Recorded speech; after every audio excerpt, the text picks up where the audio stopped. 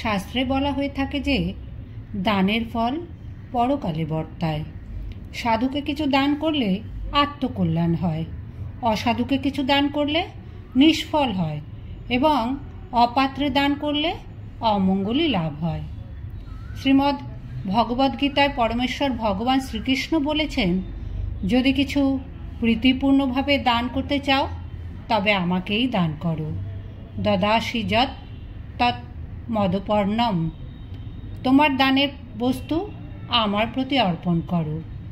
সপ্তদশ অধ্যায়ের 20, 21 ও 22 শ্লোকে দান সম্পর্কে ভগবানের উক্তি লক্ষণীয়। সেখানে 3 রকমের দানের কথা বলা হয়েছে। 1.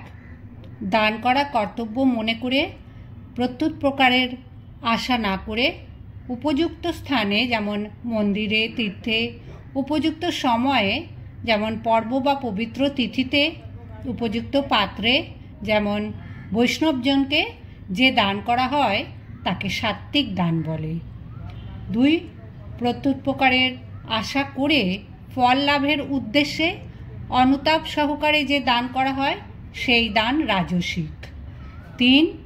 ইন্দ্রিয় তোষণের জন্য অশুভ স্থানে, অশুভ কালে, অযোগ্য পাত্রে যে দান করা হয় তাকে তামসিক দান বলে। মহাভারতে উদ্যোগ পর্বে 36 অধ্যায়ে মহামতি বিদুর ধৃতরাষ্ট্রকে বলেছেন 6 রকম ব্যক্তিকে কিছু দান করা উচিত নয়, তাদের সেবা করা কর্তব্য নয়। যেমন 1. আততায়ী, অর্থাৎ গৃহদাহকারী, বিষ প্রয়োগকারী, ভূমিদার অর্থাদি অপহরণকারী, প্রাণনাশাদি অনিষ্ট সাধনে যে তৎপর। 2. অতি প্রমাদী। 3. স্নেহশূন্য। 4. নিয়ত মিথ্যাবাদী। 5. ভগবত ভক্তি শূন্য। 6. নিপুণমন্য বা আত্মগরিমাকারী। শ্রী বিদুর আরও বলেছেন 9 ধরনের ব্যক্তির কাছে কিছু ভিক্ষা করা উচিত নয়। যারা কৃপণ, কাউকে কিছুই দান করতে চায় না, যারা শাপপ্রদ, কথায় কথায় অভিশাপ দিয়ে থাকে, যারা মূর্খ, দান করে অনুশোচনা করে, যারা ধূর্ত, দানের ছলে অসৎ অভিসন্ধি পোষণ করে, যারা কৈবর্ত, জীব হত্যাকারী তথা নিম্ন শ্রেণীর লোক, যারা মানী ব্যক্তির অবমন্তা, সম্মানীয় ব্যক্তিকে অবজ্ঞা করে, এবং যারা নিষ্ঠুর, যারা শত্রুভাবাপন্ন এবং কৃতঘ্ন, বিশ্বাসঘাতক, এই 9 ধরনের ব্যক্তির কাছে কিছু ভিক্ষা করা উচিত নয়।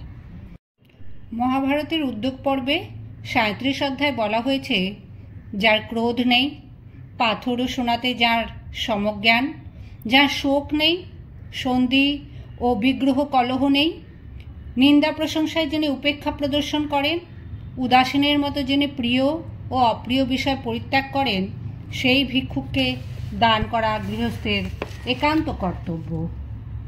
নমস্কার, আমি মঞ্জু ভট্টাচার্য। ভক্তি বেদান্ত বুক ট্রাস্ট দ্বারা প্রকাশিত প্রশ্ন করুন উত্তর পাবেন গ্রন্থ থেকে কাকে দান করা উচিত এবং কাকে দান করা অনুচিত অংশটি পড়ে শোনালাম।